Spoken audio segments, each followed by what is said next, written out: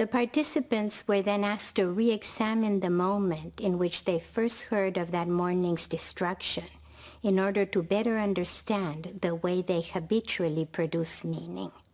What did you focus on when you first thought about this? When you first heard it, and you probably had several things. You focused on one thing and then another and then another. Is that true? And then as you focused it, what meaning did you give to that? And then, what did you decide out of that? Did you decide you have to be more careful? Did you decide you just have more faith? Did you decide to put things in balance? Did you decide to be more grateful? Did you decide to give some blood?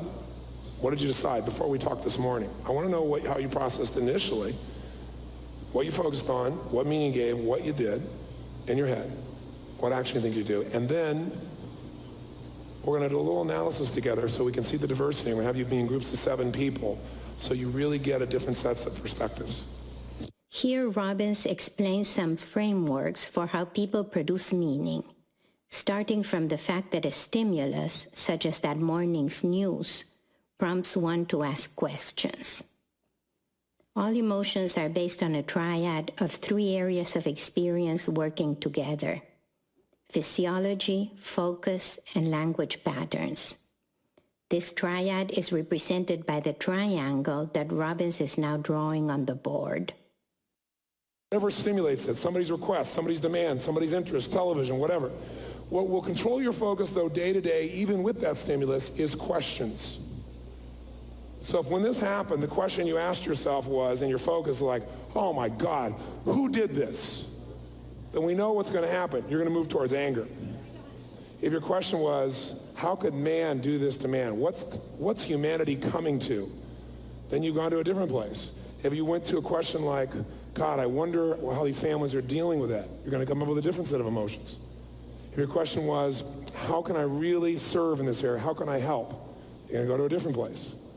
Your questions control your focus, and your focus will control your feelings because it will move you towards a meaning. It'll move you in a direction. Day to day, moment to moment, it's your questions. What controls your focus throughout your life is your values. So if you value, for example, security as your highest value, I know this event is unnerving for you, right? If you value, let's say, making a difference, some part of you actually has maybe a sense of excitement about this because you know that these are the kinds of moments, these are defining moments in which you can truly make a difference in the world. Day to day, people don't pay attention. People pay attention when there's pain. People want help when there's pain. So it all depends on what you value. A core concept in Robbins' thinking is that all human behavior is driven by 6 basic human needs. The first 4 are the needs of the personality and are essential to human functioning. The last 2, growth and contribution, are spiritual needs, which are essential to human fulfillment.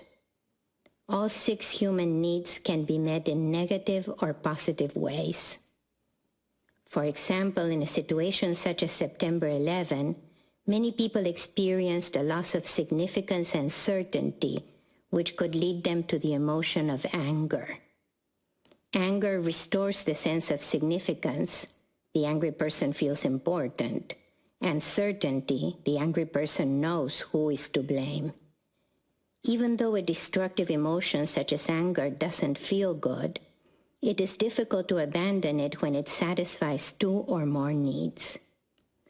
The goal is to find more positive and sustainable ways of meeting one's needs so that one can rise above one's own personal emotional challenges and address higher quality problems that can lead to helping others.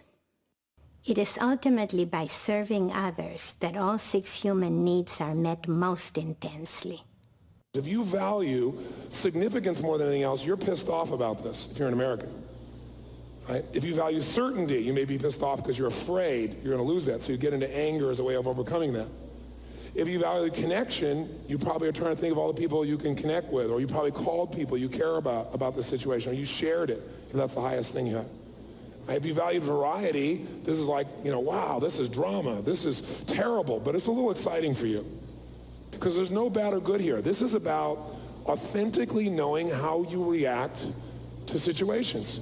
And you might look at somebody and be upset they're not reacting the way you're reacting, But no one's going to react exactly the way you were going to react except somebody that's your exact model of the world. And if you limit your life to people that share all your same beliefs and values and rules, you better put yourself on a tiny, small little island with very few people. To be part of humanity, you have to appreciate all these points of view and then allow them, some of them may influence you as we talk about this. Because some people are going to be in your group and they go, this is bullshit. People die every damn day. Oh, now because it's this dramatic way it's done, you're going to be upset. And someone else is going to go, how could you say that? My family's in New York City, right? Or someone's going to say, I don't know. I think, this is America's payback for all the shit they've done. And someone's going to go, what? We do more things for the world? So this could be a really inspiring conversation.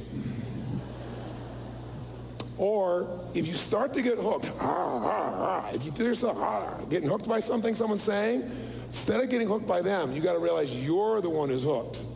It has nothing to do with them. Why is this bothering you so much? What is it that you're overvaluing for you to get this upset? Because you're getting that upset, something you're probably overvaluing. You're valuing too much. You're valuing it more than the relationship or the learning of the conversation. See if you can stay fascinated by the unique different ways instead of judgment about